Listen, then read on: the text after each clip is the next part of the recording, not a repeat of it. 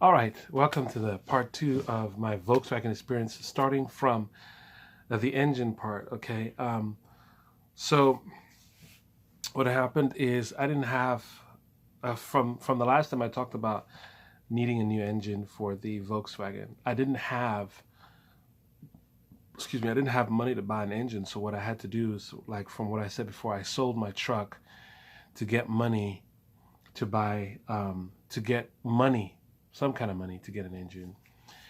I'm gonna have to keep this short. Anyway, so I looked around, and engines for CC is like from $2,000 to $1,000.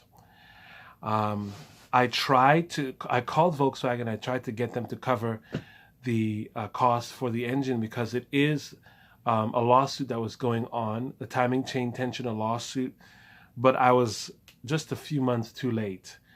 And even though I called them and I spoke to them, they wouldn't cover it. They tried to be professional, but I thought they were very rude. They didn't want any responsibility, any liability with this problem, even though it's their problem. They have such a horrible, horrible design or part, which is the timing chain tensioner, that just basically explodes the engine. So what happened is that I went to a junkyard. I looked online. I went to a junkyard. They had an engine for like $800, and I priced it down to $500. It was a running engine, and it was an engine not for the CC. It was still that 2.0 TSI engine, but was from a different car. It was from a car that was a five-speed manual. So I was able to get that from the auction, not from the auction, from the junkyard. What I did is I borrowed my friend's truck. Um, I got them to load the engine onto the back of the truck. And when I saw the engine, I was like, wow, this is so intimidating. But I just trusted in a higher power. I trusted in God that He would help me go through it. And I drove the truck back home, and I had traded in an air compressor for an engine hoist. And the engine hoist was already at home, so I got the engine hoist, hoisted the thing up, and laid it down in a little tub, a little rubber tub to protect the engine. So I for some reason, because of I believe that really God really helped me with that, because um, I just didn't have any fear. After I decided I was going to put an engine in the Volkswagen myself with the help of God, I just didn't have any fear anymore. I was just determined. I did have some thoughts coming to my mind. Maybe I was not going to be able to do this, but there was just no turning back. And the lesson I learned in this is don't give up.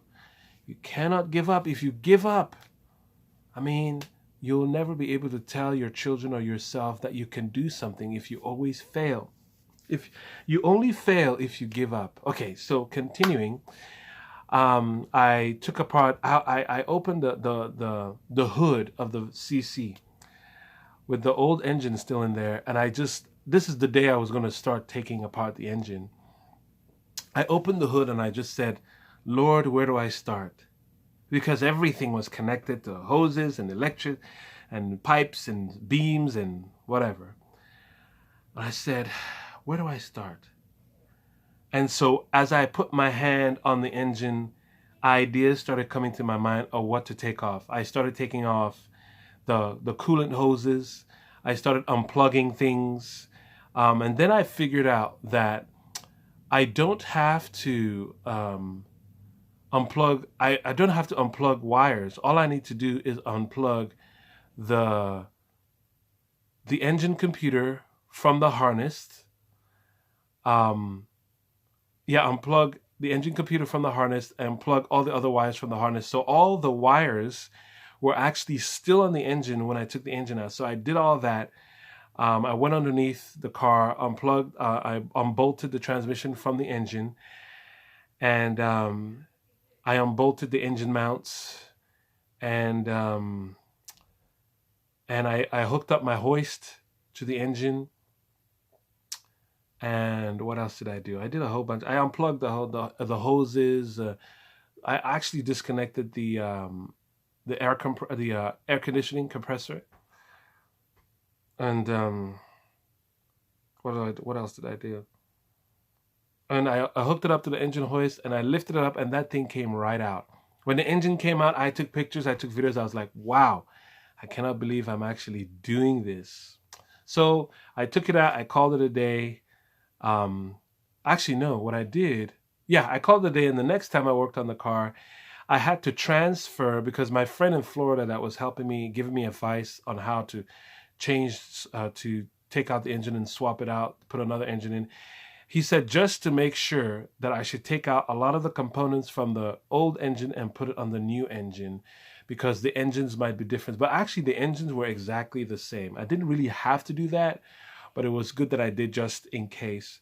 And I spent almost a few hours doing that. And what I had to do, something I had never done before in my life, I had to take out the timing chain cover.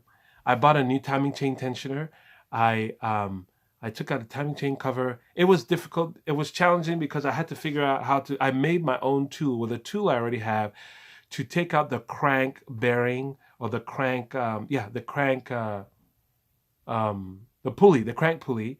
I had to take out the crank pulley with the tool that I made, and I had to do it very carefully. I used my impact drill, and it came out without messing up the timing. That's what I was extremely afraid of, is messing up the timing. But I kept on going, and I took out the pulley, took out the cover, and I replaced the timing chain tensioner. I took out the old timing chain tensioner. I zip tied the chain so that it would stay in place. Wow.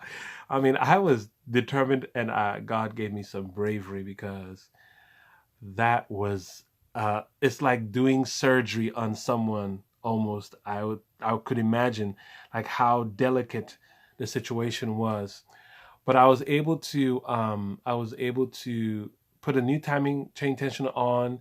I snapped off the zip ties, put some sealant, bolted it on, and we were good to go. I put everything back, and I transferred the parts from the old engine to the new engine, and that was sort of the easier parts. And so I waited for the next time I work on a car to put the engine in. And the day came to put the engine in, and I came back from work, and I started to put the engine in around 7. And 11 p.m. I still hadn't put the engine. I was trying to maneuver, and it just wouldn't go into the car. And so I called my friend in Florida, which I should have done before beginning. I called my friend in Florida, and he's like that I had to jack up the transmission.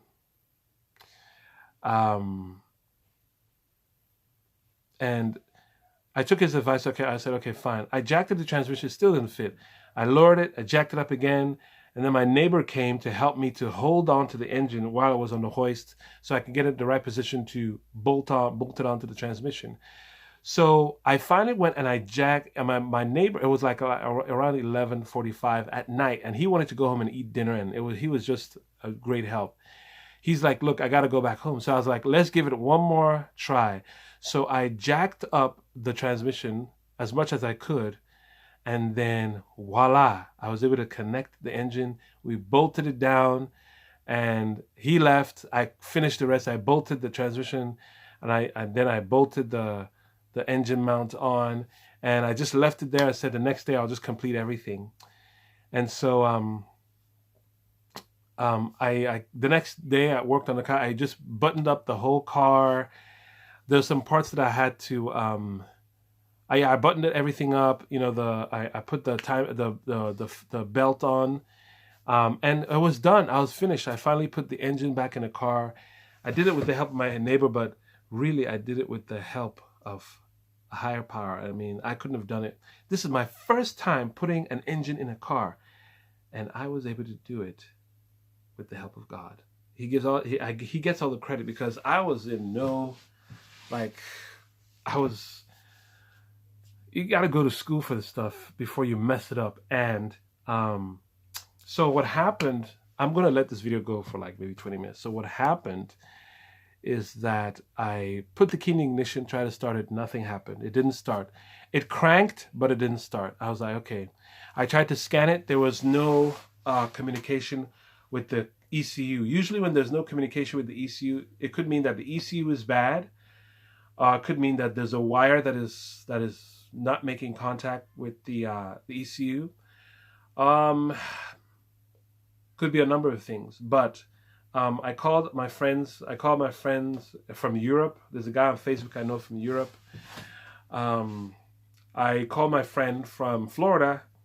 They gave me all these things to try, but still nothing. So I'm like, man, I just put an engine in this car and it's still not working. So, the Volkswagens have one of the stupidest security systems ever built. If your comfort control module goes out, you will never be able to start the car. You have to get a comfort control module programmed by the dealership. No one is able to do it. I don't care how many times they say they can do it. No one is able to do it. So there's a guy in McAllen, Texas that was supposed to, I figured out that the ECU, I wanted to unprogram the ECU to just accept any key. And so I sent my ECU to a guy in McAllen, Texas, and he programmed it. I paid him like $200 and brought it back, and the ECU still didn't work. The ECU was actually dead. It was a bad ECU. And so what I ended up having to do is I had to search for I spoke to a computer programmer from Florida, which my friend knew. And he said the only way to get that car running and started is if you get a key, a comfort control module, an ECU, and a steering wheel column lock. Well, my steering wheel column lock was not programmed, so it didn't even really matter. Wait a second. I got a steering wheel column lock, actually, yeah. So I had to search. It was very challenging to find everything from one car, but I was able to do it, thank God. So I spent about $300 at a junkyard. I got the steering wheel, the comfort control module, the steering wheel column lock, the key, and the ECU, all for about $300. And I put it in the car, and I cranked it. It did a little bit of a long crank, but the car started, and I was like, praise the Lord. It cranked up, it started, and I drove it. And this thing was boosting, and it was running, and I was extremely happy that I was able to get the car started.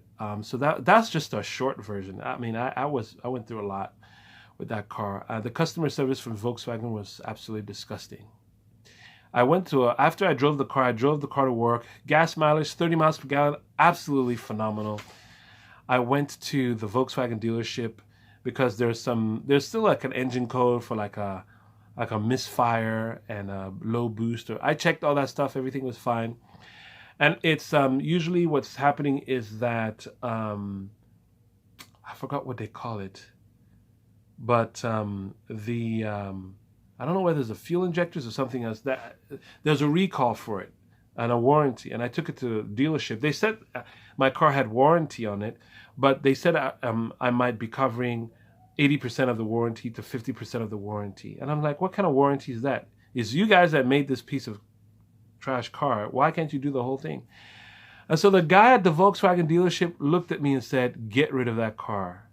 I was like, what? He's like, get rid of that car. I was like, wow. He's like, if you want to get a car from Volkswagen, get a V6. Do not get the 2.0 turbo. And when I left that dealership, a few days later, I sold the car. I lost some money, but I got enough money to invest in another vehicle and make even more money. So praise God for that. So, I mean, my experience with Volkswagens, I'm glad I got one because with the Volkswagen, I was able to put an engine in myself with, basically with the help of God by myself. And it was a good learning experience. That means I can put another engine in another car because I have the tools to do it, and I guess I have the patience now. So I'm really happy that I was able to do that. And so that's my experience with owning the Volkswagen. My other videos, I was talking about the other cars that I've had and what I've done with the other cars and what may help other people. My wife's Porsche Cayenne, never buy a car that has just come out, like the first version of a car. Like we got a 2004 Porsche Cayenne, and it has so many problems. It's a Volkswagen basically. I got that before the Volkswagen, by the way. And so that's basically it. So that's my experience with Volkswagens. And yeah. So guys, please like and subscribe, and we'll go from there. You have a good day.